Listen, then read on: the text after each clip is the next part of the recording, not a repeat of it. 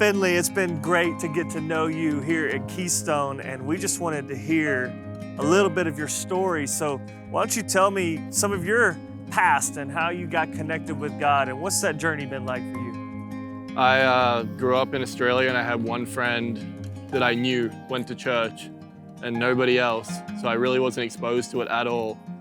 And then I came here and I went to a small Christian school in Iowa and lived with a family that were Christians as well, so I kind of got exposed to it a bit more there. But I mean, I still didn't believe, and I was almost hell-bent on, oh, can I use that word? Yeah. No, be real. Tell me. On trying to, I guess, disprove God more than anything, honestly. So what brought you to the U.S.? You were in Australia, grew up. So I came here when I was 15 to play hockey and go to high school. Wow. And so, yeah, now I've just kind of ended up staying here, and I love it here, and hockey's brought me to Texas.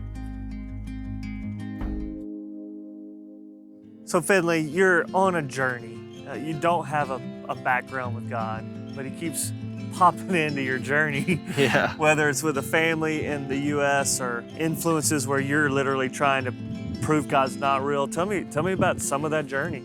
Well, I really had no focus at that point on God at all, or even any want to, I guess.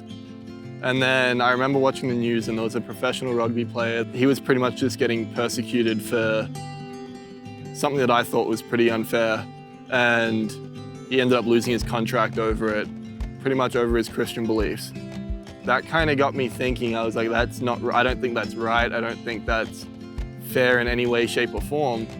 And I don't know why, but it got me wanting to look more into Christianity and what it's about and what it teaches and why people believe in it. It got me onto debates and lectures, and it was really eye-opening, and I actually caught myself swinging the other way towards the Christian speakers more than I did the atheists for the first time, which was very odd because normally I was like, oh, he's just completely wrong.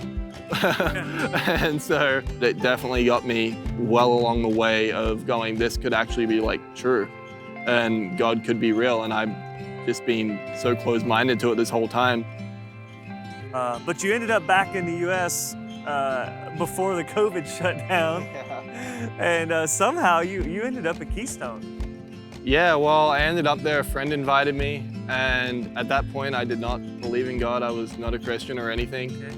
And I remember sitting through the first service, and it was just like, I was sitting there going, everything he's talking about correlates to something that's going on in my life and relates to me right now. And it feels like this message was like built for me. I was kind of just in shock, I guess, and it really got me thinking. And I kept coming back after that, and I couldn't really, and it was like every single time I came back after that, it was like the message was tailored for something that was going on in my life and something that I needed to hear. And that was really the big switch in me becoming a Christian, was honestly me coming to Keystone, hearing those messages, because that really got me thinking and doing more research. And it was that final thing that I needed, that little push to get me there. I kept coming back every week, and I would kind of stand on my own in the lobby and not really talk to anyone and just kind of go in, sit through service, leave. And then eventually I got introduced to Jake. He would just text me weekly, every week, and just kind of ask me how I was doing, and we would talk, and I got to meet a few other people. I had met with Jake, and we was just kind of talking before service, and I was like, I think I'm ready to get baptized. Like, I want to get baptized. Like, I'm at that point and I want to make it public. Like, I really want to do this. And at that point, I don't think any of us really knew COVID was coming. Like, we'd heard about it, but nobody knew how serious it was. Then I think the next week is when services started going online. And during a Saturday night service, it was an online service. He had me come down to the church, had me get baptized, literally right as the stay-at-home order was put in place. So that was crazy. That was kind of when I really started seeing a lot of change in my life. After that, I got baptized and really started focusing a lot more on God and trusting Him a lot more. Just out of nowhere, I got this job through a friend who it ended up being perfect time for not only me, but my boss.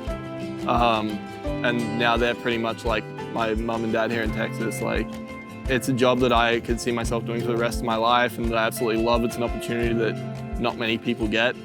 So it's pretty unique in how that was put into my life at such a perfect time that I can't explain it any other way than God, and we talk about that all the time. So. Well, we love you as a part of our family. It's so incredible to hear your story, and I can pray only blessings for you, man. It's so good, so good.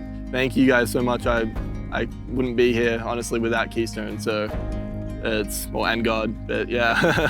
Yeah, God is weaving a beautiful story together. It's incredible.